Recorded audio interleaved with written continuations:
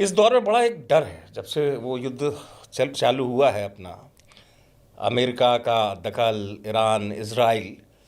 इस युद्ध को आप किस तौर पर देख रहे हैं? क्योंकि शुरुआत में तो किसी ने नहीं माना कि भारत में इसका असर देखने को मिलेगा, लेकिन वो दिखना शुरू हुआ, चाहे वो गैस सिलेंडर के तौर पर हो, चाहे वो पेट्रोल को लेकर हो।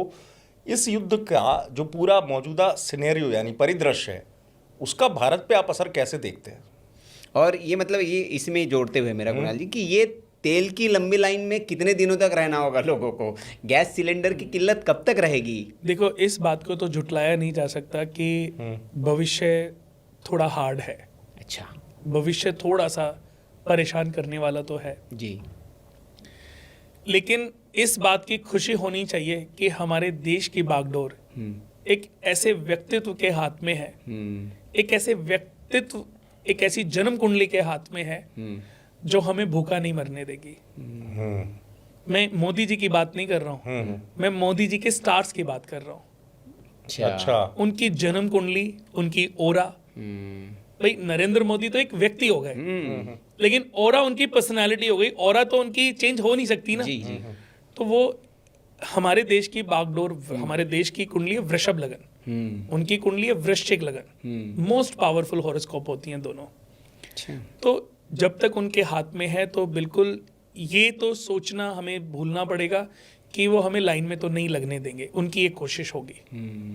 लेकिन अब क्योंकि ओवरऑल गोचर की भी मैं बात करूं, हाँ, इसलिए कि ऐसा क्यों हुआ, और इसलिए भी कि हमने देखा कि आप जैसे जितना अनुभवी लोग हैं वही इसको ज़्यादा जिज्ञासा को बता सकते हैं, दर्शक भी समझेंगे। ये सब मार्च से शुरू हुआ, एकदम आपने देखा होगा एकदम कुछ परिवर्तन आया गोचर में। देखो, जैसे अभी जो युति बनी हुई है, मंगल राहु की युति बनी हुई है। हाँ, इसलिए मैं जानना चाहता सूर्य राहु की युति बनी हुई है। दो प्रॉब्लम हो गई, ग्रहण भी हो गया, अंगारक योग भी हो गया। हाँ। उधर से केतु की भी दृष्टि सूर्य पे। अब सूर्य यानी कि बड़ी कंट्री, बड़ी कंट्री कौन है? यूएसए। तो अभी जीत हासिल नहीं हुई है, लेकिन कितना लॉस हो गया यूएस का, बहुत ज्यादा। छोटे को तो भूल जाइए, उसको तो आपने मिट्टी में मिला दिया, लेकिन आपका कितना नुकसान, और आपने भी जीत हासिल नहीं करी है। हजारों करोड़ का नुकसान हो गया। अगर देखा, कल ही मेरी बात हो रही थी, $20 बिलियन का इस समय इस युद्ध से लॉस हो चुका है। तो जो $20 बिलियन अप्रोक्स 2 लाख करोड़, इसकी पूर्ति कैसे होगी? आपकी जेब से, मेरी जेब से, इस धरती पर रहने वाले हर व्यक्ति की जेब से इसकी पूर्ति होगी। भाई, जो भीख मांग रहा है, जो दान में अनाज ले रहा है, उसको कोई फर्क नहीं है, लेकिन जो बिजनेसमैन है, जो जॉब वाला है, उसकी जेब पे तो फर्क है। मैं सही कह रहा हूँ कि नहीं? नहीं, सही है। मैं आपका इशारा भी समझ रहा हूँ शायद कि आप कह रहे हैं कि भारत में वैसी दिक्कत नहीं, लेकिन वो दिक्कत के संकेत तो दिख रहे हैं ना। महंगाई गणना, बढ़ेगी, महंगाई, तेल महंगा कीमतों में होगा। उछाल, हाँ, और जो होएगा, परेशानी, मतलब ये तो पूरी धरती के लोगों को भोगना पड़ेगा, क्योंकि इकोनॉमिक सब जगह इसका इफेक्ट है।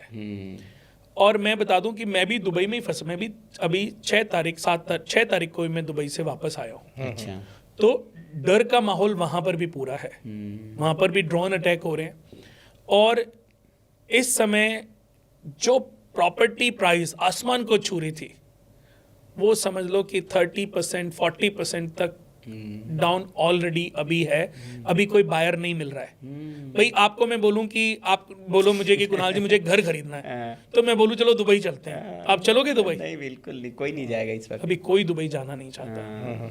और भारत एक बहुत बड़ी इन्वेस्टमेंट है दुबई के लिए, बहुत बड़ा इन्वेस्टर है दुबई के लिए भारत।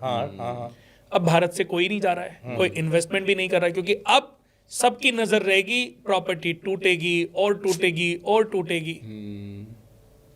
अभी प्रॉपर्टी तो बहुत डाउन आनी है, तो इसलिए ये बहुत बहुत ज्यादा सचेत रखनी है।